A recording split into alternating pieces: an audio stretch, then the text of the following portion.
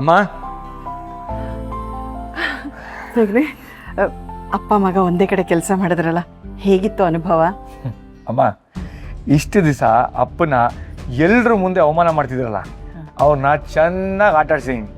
ಯಾರೋ ಆ SI ನಾಗರಾಜನ? ಬುಗುರಿ ಆಡ್ಸಂಗೆ ಆಡ್ಸಾಕ್ಬಿಟ್ಟಿದ್ದೀನಿ. ಯಾರಾದರೂ ಒಂದು ಕೊಟ್ಟರೆ ತಿರುಗಿಸಿ 2 ಕೊಡಬೇಕು ಅನ್ನೋ ನನ್ನ ರೂಲ್ಸು. ಆ ದುರಹಂಕಾರಿ ನಮ್ಮ ಅಪ್ಪನಿಗೆ ಎಷ್ಟು ಆಡಿಸಿಲ್ಲ, ಅದಕ್ಕೆ ಸರಿಯಾಗಿ ಮಾಡಿದ್ದೀನಿ ಇವತ್ತು. ಇದು ಬರೀ ಸ್ಯಾಂಪಲ್ ಅಮ್ಮ.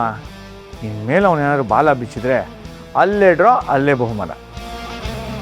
ನೆಕ್ಸ್ಟ್ ಟೈಮ್ ಎಂಥ ಪಾಠ ಕಲಿಸ್ತೀನಿ ಅಂದರೆ ಲೈಫ್ ಲಾಂಗ್ ನೆನಪಿರಬೇಕು. ಅಯ್ಯೋ, ಹಾಗಂತ ಎಲ್ಲರೂ ಎದುರಾಕೊಂಡು ಕೆಟ್ಟ ಹೆಸರು ತೊಗೊಂಡ್ಬೇಡಪ್ಪ. ಅಮ್ಮ, ಡಿಪಾರ್ಟ್ಮೆಂಟು ನೀನು ಏನು ಆ್ಯಕ್ಷನ್ ಬೇಕಾದ್ರೂ ತಗೋ, ಫುಲ್ ಪರ್ಮಿಷನ್ ಇದೆ ಅಂತ ಹೇಳಿದೆ. ನಮ್ಮ ಅಪ್ಪನ ಎದುರಾಕೊಂಡು ಅವನ ಬುದ್ಧಿ ಕಲಿಸದೆ ಬಿಟ್ಬಿಡ್ತೀನ ನಾನು. ಬಿಡ, ತಂದೆಯನ್ನು ಮೀರಿಸಿದ ಮಗ ಅನ್ಸ್ಕೊಂಡ್ಬಿಟ್ಟೆ. ನಿನ್ ಧೈರ್ಯಕ್ಕೆ ಮೆಚ್ಚಲೇಬೇಕು. ಲವ್, ನೀನ್ ಇಷ್ಟು ಎತ್ತರಕ್ಕೆ ಬೆಳೆದಿರೋದಕ್ಕೆ ನಮ್ಮೆಲ್ಲರೂ ಕಾಣಿಕೆ ಇದೆ, ಮರಿಬೇಡ. ನನಗೆ ಅಮ್ಮನಲ್ಲಿರೋ ಪ್ರೀತಿ, ಅಪ್ಪ ಮಾಡಿರೋ ತ್ಯಾಗ ಎರಡೂ ಗೊತ್ತಿದೆ. ಅದನ್ನು ಪಾಲಿಸ್ಬೇಕು ಅಷ್ಟೇ. ಒಳ್ಳೇದಪ್ಪ, ನಿಮ್ಮ ಅಪ್ಪ ನಿನ್ನನ್ನು ಈ ಮಟ್ಟಿಗೆ ಬೆಳೆಸೋದಕ್ಕೆ ಹಗಲು ರಾತ್ರಿ ಕಷ್ಟಪಟ್ಟಿದ್ದಾರೆ. ಎಷ್ಟೋ ರಾತ್ರಿಗಳು ಅವ್ರು ನಿದ್ದೆನೇ ಮಾಡಿಲ್ಲ ಕಣೋ. ಎಷ್ಟೋ ಹತ್ತಿದ್ದಾರೆ, ಎಷ್ಟೋ ನೋವುಗಳನ್ನು ಮರೆಮಾಚಿಕೊಟ್ಟಿದ್ದಾರೆ. ಅದಕ್ಕೆಲ್ಲ ನೀನು ನಗೋ ಥರ ಉತ್ತರ ಕೊಟ್ಟಿದೆಯಲ್ಲ, ನಮ್ಗಷ್ಟು ಸಾಕು. ಹೋಗಪ್ಪ, ಕೈಕಾಲು ಮುಖ ತೊಳ್ಕೊಂಡು ಬಾ, ಊಟ ಮಾಡಿವಿ ಅಂತೆ. ಸರಿ ಅಮ್ಮ. ಎಷ್ಟು ಖುಷಿ ಆಗುತ್ತಲ್ವೇನೆ.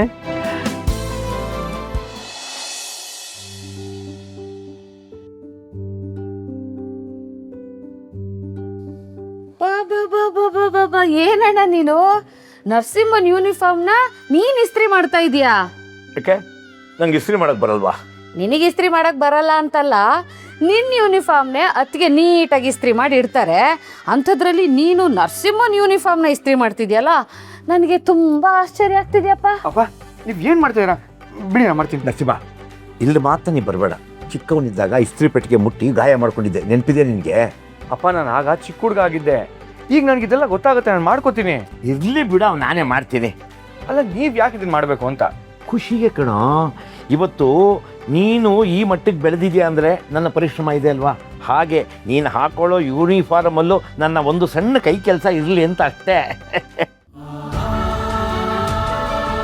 ಅಪ್ಪನಿಗೆ ಮಕ್ಕಳ ಸೇವೆ ಮಾಡೋದ್ರಲ್ಲಿ ಸಿಗೋ ಸುಖ ಯಾವುದರಲ್ಲೂ ಸಿಗಲ್ಲ. ಈ ಶರ್ಟ್ ಒಗ್ದೇ ಇಲ್ಲ ರೀ.